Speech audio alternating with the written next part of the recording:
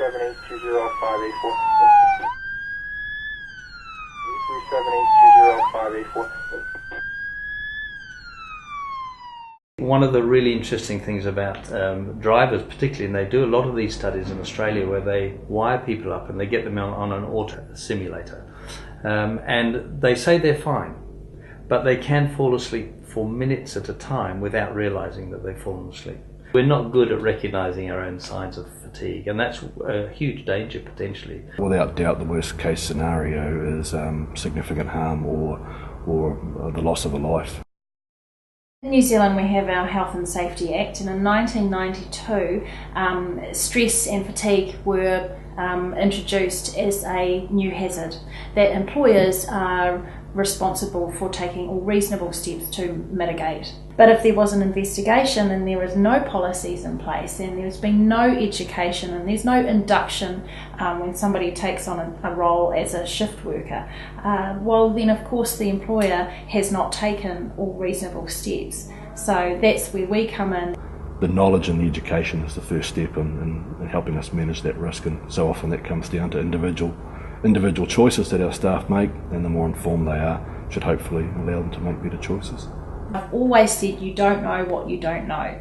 So the first thing is actually telling people, what is fatigue? Well, fatigue is a lack of awareness in lots of ways. It's you get drowsy, it's poor physical and mental alertness, really. You just lose concentration, you lose focus of what you're doing. The signs and symptoms that the managers need to be looking out for are things like inattention to detail.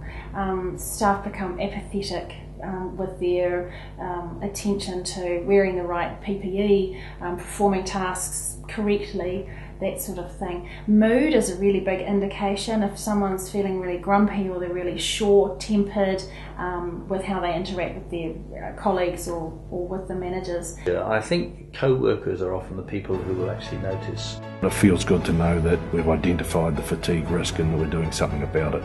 If the employers can make this information available, then the employees will actually start changing some of their behaviours, which inadvertently means reduced absenteeism and reduced incidents, accidents, errors. People are happier, they stay in their job longer. After the seminars, there are people coming up to the presenters and asking questions and seeking more information, so it's definitely hitting a chord. So the thing is, well, what strategies can we help you to engage in the workplace so that it becomes the way you do business? I guess as we've been on a journey to zero harm, and as we get down this journey and we do little steps and put little initiatives in place, we keep asking ourselves what next.